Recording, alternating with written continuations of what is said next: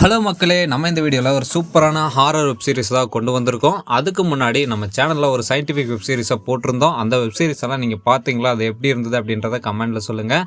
அப்படி பார்க்காம இருந்தீங்கன்னா மேலே லிங்க் தந்திருக்கேன், அதை போய் செக் பண்ணி பாருங்கள்.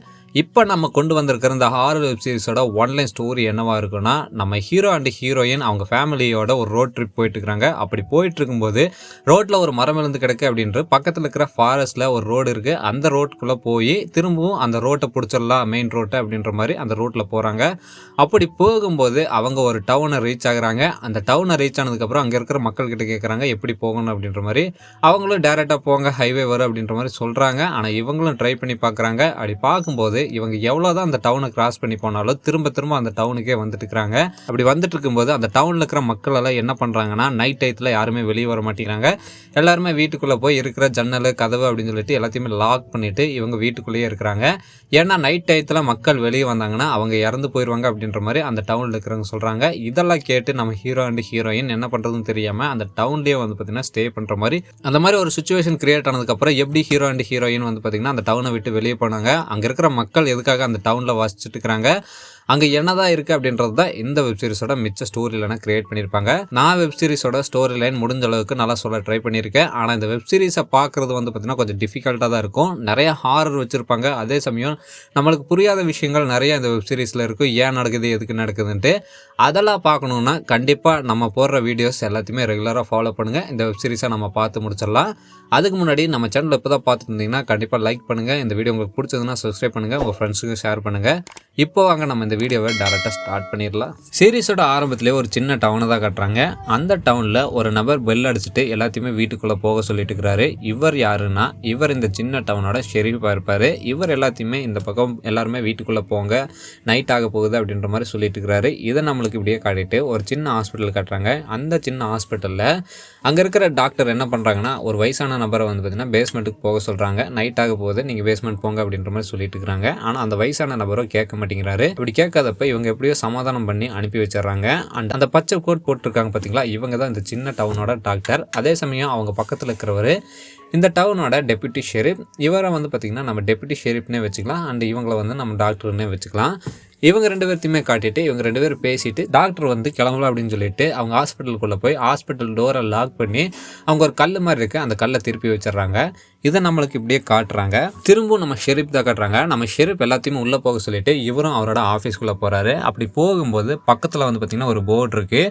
அந்த போர்டில் என்ன எழுதியிருக்குன்னா, அதாவது எந்த ஒரு சம்பவம் நடக்காத நைட் எவ்வளோ அப்படின்ற மாதிரி மென்ஷன் பண்ணி வச்சுருக்காங்க. அதில் 96 அப்படின்ற மாதிரி மென்ஷன் பண்ணியிருக்காங்க. இதை நம்மளுக்கு காட்டிட்டு இந்த ஷெரீஃப் உள்ளே போய் டோரை க்ளோஸ் பண்ணுற மாதிரி நம்மளுக்கு காட்டுறாங்க. அதே சமயம் அந்த ஊரில் ஒரு பார் இருக்கும். அந்த பாரில் ஒருத்தன் குடிச்சிட்டு விழுந்து கிடக்குறான்.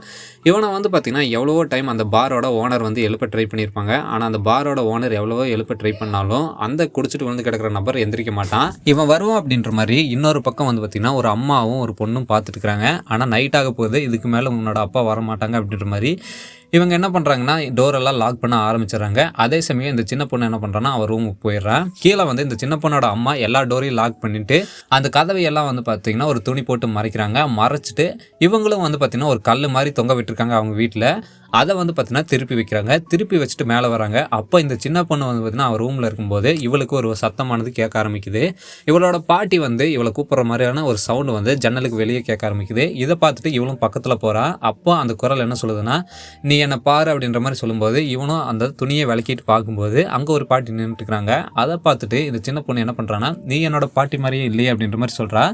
அப்போ கரெக்டாக வந்து பார்த்தீங்கன்னா இந்த சின்ன பொண்ணோட அம்மா மேலே வந்துடுறாங்க. அதே சமயம் இந்த சின்ன பொண்ணு இப்படி பேசிகிட்டு இருக்கும்போது இந்த சின்ன பொண்ணோட அம்மா மேலே வந்துடுறாங்க. மேலே வந்து எவ்வளவோ சொல்கிறாங்க, அது உன்னோட பாட்டி இல்லை, நீ அவங்க கிட்ட போகாத, பின்னாடி வா அப்படின்ற மாதிரி இந்த சின்ன பொண்ணை கூப்பிடும்போது ஆப்போசிட்டில் இருக்கிற அந்த கிழவி என்ன சொல்கிறான்னா, நான் ரொம்ப தனிமையாக இருக்கிறேன், நீ என்னை உள்ளே விடுவியா, நான் உங்ககிட்ட பேசணும் அப்படின்ற மாதிரி அந்த கிழவி கேட்டதோடனே இந்த பொண்ணு டபார்னு அந்த ஜன்னல் கதவை திறந்ததோடனே அந்த கிழவியோட ஃபேஸ் வந்து ரொம்ப கொடூரமாக மாறி உள்ளே வர்ற மாதிரி நம்மளுக்கு காட்டி அப்படியே கட் பண்ணுறாங்க. இந்த சீரிஸோட டைட்டில் போட்டு இந்த எபிசோட் ஒன்று வந்து ஆரம்பிக்குது.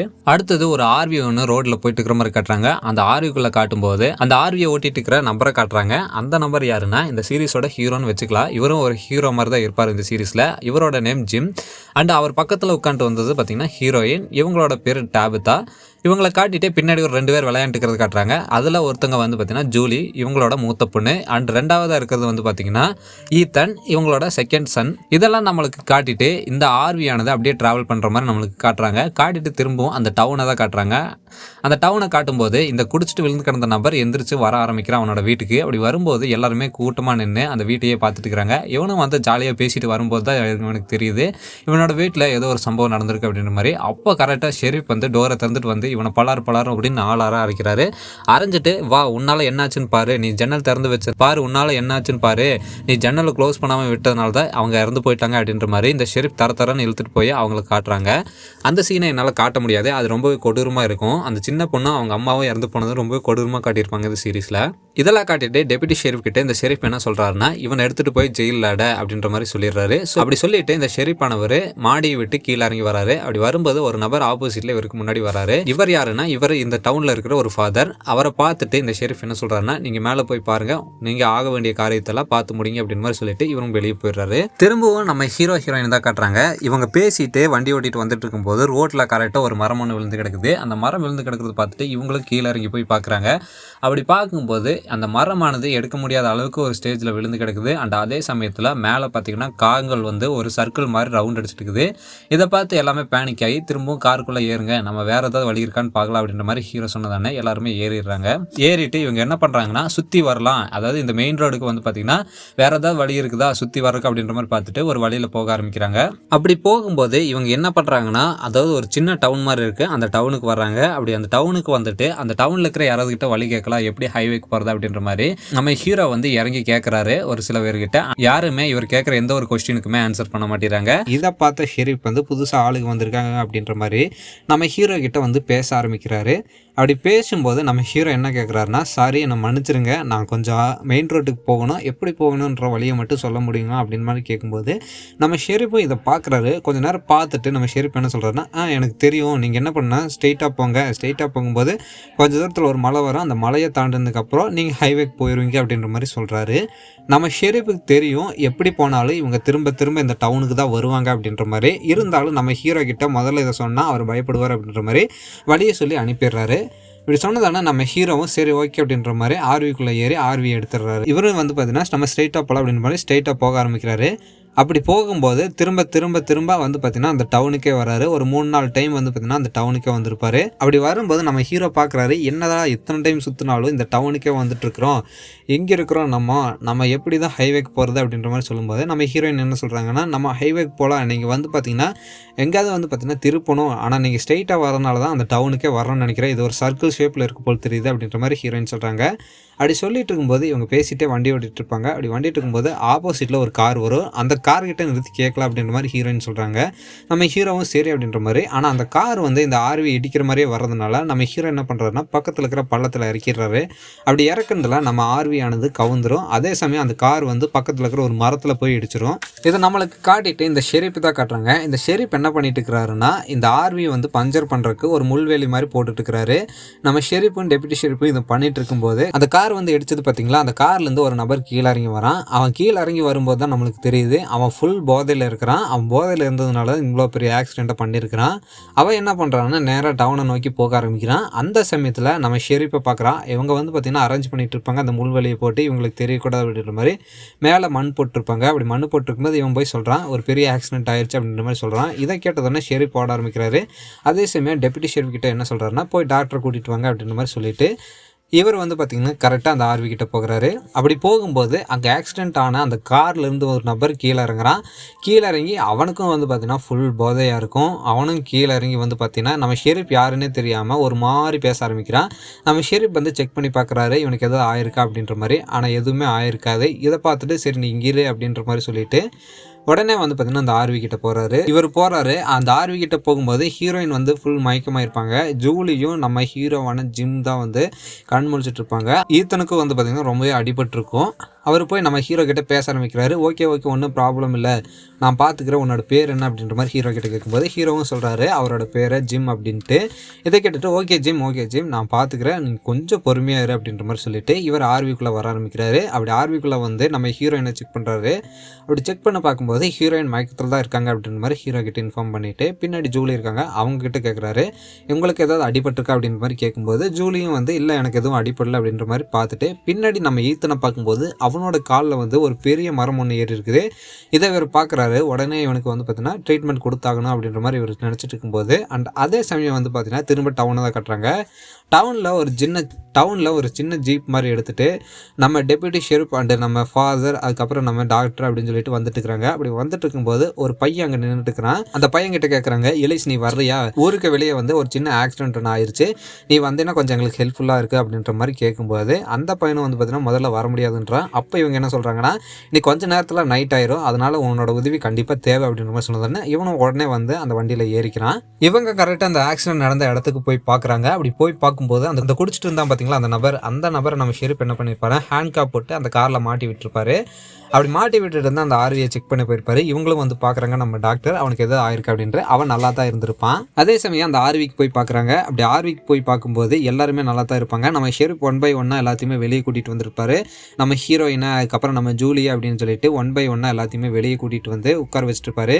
நம்ம ஹீரோவையும் அப்படியே ரிலீஸ் பண்ணிடுவாரு. ஆனால் ஈத்தனை மட்டும் ஒன்றுமே பண்ண முடியாது. அவனோட காலில் ஒரு பெரிய மரம் ஒன்று ஏறி இருக்கும். அந்த மரத்தை ரிமூவ் பண்ணி அவனுக்கு ஃபர்ஸ்ட் எய்ட் கொடுத்தாதான் அவனை வெளியே கொண்டு போக முடியும் அப்படின்ற மாதிரி ஒரு நிலைமை ஏற்படுத்தோன்னே நம்ம டாக்டர் வந்து பார்க்குறாங்க அந்த பையனை. அப்படி பார்த்துட்டு நம்ம ஷெரிஃப் கிட்ட என்ன சொல்கிறாங்கன்னா நான் வந்து பார்த்தீங்கன்னா இந்த பையனுக்கு ட்ரீட்மெண்ட் கொடுக்கணும்னா எப்படியும் 1 hour தேவைப்படும், 1 hour இருந்தால் தான் இந்த பையனுக்கு என்னால் முழுசாக ட்ரீட்மெண்ட்டே கொடுக்க முடியும் அப்படின்ற மாதிரி ஷெரிஃப் கிட்ட சொல்லிட்டு இருக்கிறாங்க.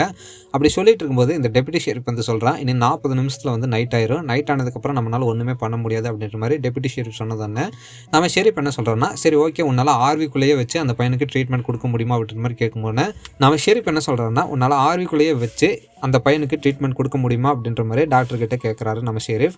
இதை கேட்டதுன்னே டாக்டரும் என்னால் முடியும், ஆனால் எப்படி இன்னும் கொஞ்சம் நேரத்தில் நைட் ஆயிருமே அப்படின்ற மாதிரி கேட்கும்போது நம்மக்கிட்ட தான் இந்த கல் இருக்குதுல்ல, இந்த கல்லை வந்து யூஸ் பண்ணுவோம், நம்ம இங்கேயே இருந்து அந்த பையனுக்கு ட்ரீட்மெண்ட் கொடுப்போம் அப்படின்ற மாதிரி ஷெரிஃப் சொல்கிறாரு.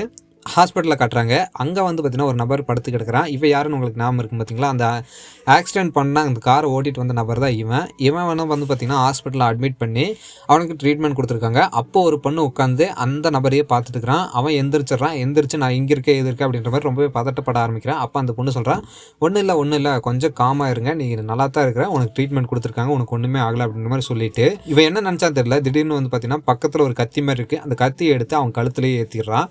இதை நம்மளுக்கு இப்படியே காட்டிட்டு இன்னொரு பக்கம் என்ன காட்டுறாங்கன்னா இன்னொரு பக்கம் நம்ம ஹீரோயினை தான் காட்டுறாங்க. நம்ம ஹீரோயினை வந்து பார்த்தீங்கன்னா டவுனுக்கு போக சொல்லியிருப்பாரு நம்ம ஷெரிஃப். ஆனால் நம்ம ஹீரோயின் வந்து போக மாட்டேன், நான் என் பையன் கூட தான் இருப்பேன் அப்படின்ற மாதிரி சொல்லிட்டு இருக்கிறாங்க.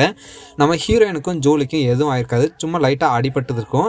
அதுவும் வந்து பார்த்தீங்கன்னா உள்காயமாக தான் இருக்கும். நைட் ஆகிறதுனால நம்ம ஷெரிஃப்க்கு வேறு வழி தெரியாமல் நீங்கள் டவுனுக்கு போய் தான் ஆகணும் அப்படின்ற மாதிரி சொல்லிட்டு இருக்கிறாரு நம்ம ஷெரிஃப். இதெல்லாம் கேட்டுட்டு ஹீரோயின் வந்து என்னால் போக முடியாது அப்படின்ற மாதிரி சொல்லிட்டு இருக்கிறாங்க. அப்போ நம்ம ஹீரோ கரெக்டாக வந்துடுறாரு. வந்ததான நம்ம ஹீரோயின் என்ன சொல்கிறாருன்னா இவர் வந்து பார்த்தீங்கன்னா என்ன டவுனுக்கு போக சொல்கிறாரு, இல்லை நான் போக மாட்டேன் இங்கே தான் இருப்பேன் அப்படின்ற மாதிரி ஹீரோயின் சொல்கிறாங்க.